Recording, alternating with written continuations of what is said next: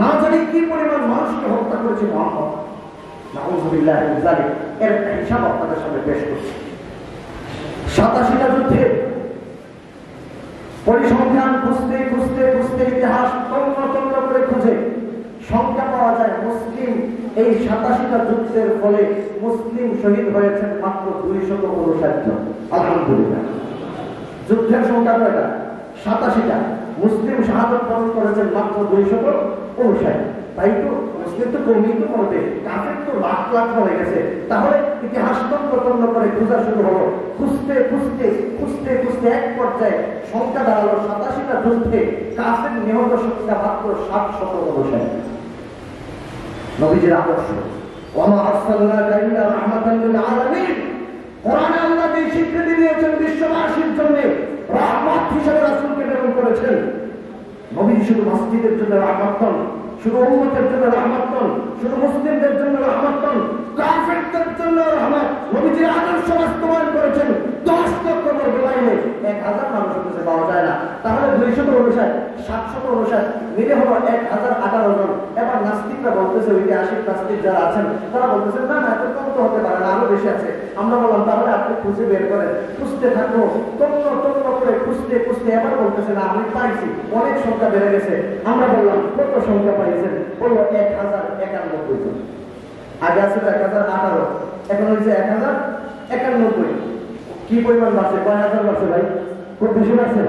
100 মানে নাই, মাত্র 70-72 জন বাড়ছে। তাহলে 87টা যুদ্ধের ফলে আমার রাসূল সাল্লাল্লাহু আলাইহি ওয়াসাল্লাম 10 লক্ষ বর্গ মাইলে তার আদর্শ বাস্তবায়ন করেছেন। উভয় পক্ষে হতাহতের ঘটনা মাত্র 1091। তাদের কথাই মেনে নিলাম। আজকে তারা আমার রাসূলের চরিত্রকে সন্ত্রাসী চরিত্র হিসেবে উপস্থাপন করতে চায়। আজকে তারা আমার রাসূলের চরিত্রকে জঙ্গিবাদের চরিত্র হিসেবে উপস্থাপন করতে চায়। তাদের একটু আমলনামা আপনাদেরকে শোনাই। প্রথম বিশ্বযুদ্ধ 1914 সালে প্রথম বিশ্বযুদ্ধ অনুষ্ঠিত হয়েছে। 4-5 বছর সেই যুদ্ধ, এটা ছিল পশ্চিমাদের ঘরোয়া একটা যুদ্ধ। সারা বিশ্বে তার বিস্তৃতি ঘটিয়ে প্রথম বিশ্বযুদ্ধে মাত্র একটা যুদ্ধে পশ্চিমারা মানুষ হত্যা করেছে 4 কোটি মানুষ। দ্বিতীয় বিশ্বযুদ্ধ 20 বছর যেতে না যেতেই 1939 খ্রিস্টাব্দে দ্বিতীয় বিশ্বযুদ্ধ সংঘটিত করেছে। এই আরেকটা যুদ্ধে তারা বিশ্বের মানুষকে হত্যা করেছে আরো 7 কোটি মানুষ। তাহলে 2টা যুদ্ধে তারা পৃথিবীর মানুষকে হত্যা করেছে 11 কোটি মানুষ। 11 কোটি মানুষকে হত্যা করেছে মাত্র 2টা যুদ্ধে। আর আমার রাসূল মাত্র 600 বর্গ মাইলের মদিনাকে 10 লক্ষ বর্গ মাইলের মদিনা বানিয়েছেন। 87টা যুদ্ধ পরিচালনা করেছেন। হতাহতের ঘটনা উভয় পক্ষে মিলে মাত্র 1091 জন। এর মাধ্যমে প্রমাণিত হলো পৃথিবীর শ্রেষ্ঠ আদর্শ আমার রাসূলের আদর্শ। আমার রাসূলের আদর্শের মোকাবেলায় পৃথিবীর আর কারো আদর্শ হতে পারে না। আমার ভাইরা, সেই আদর্শের ঝান্ডাবাহী ছিলেন আল্লামা দিলওয়ার হোসেন সাইদি। সেই আদর্শের ঝান্ডাবাহী ছিলেন আল্লামা শহীদ মাওলানা মতিউর রহমান নিজামী। সেই আদর্শের ঝান্ডাবাহী ছিলেন শহীদ আলী হাসান মোহাম্মদ মুজাহিদি।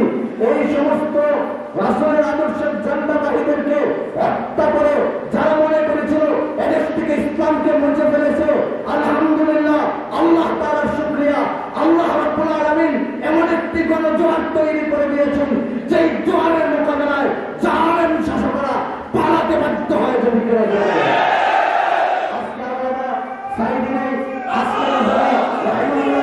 আজকে মুজাহিদ রাহিমাহুল্লাহ নেই, কিন্তু আমরা গর্বের সাথে বলি যেখানে রাসূল সাল্লাল্লাহু আলাইহি ওয়াসাল্লামের বিদায়ের পরে আল্লাহ তাআলা আবু বকরকে মুসলিম বিশ্বের খলিফা এবং সেই যোগ্যতা দিয়েছেন। আবু বকর রাদিয়াল্লাহু তাআলা আনহুর পরে ওমর রাদিয়াল্লাহু তাআলা আনহুকে সেই যোগ্যতা দিয়েছিলেন, সেই নিয়ামত দান করেছিলেন। আজকে আমির জামাত ডক্টর শফিকুর রহমান সাহেবকে আল্লাহ রাব্বুল আলামিন এই যুগের রাসূলের আদর্শের জান্নাতবাদী হিসাবে তার নেতৃত্বে সিপাহসালার হিসাবে কায়েম করে দিয়েছেন। শেষ করছি। আসসালামু আলাইকুম ওয়া রাহমাতুল্লাহি ওয়া বারাকাতুহু।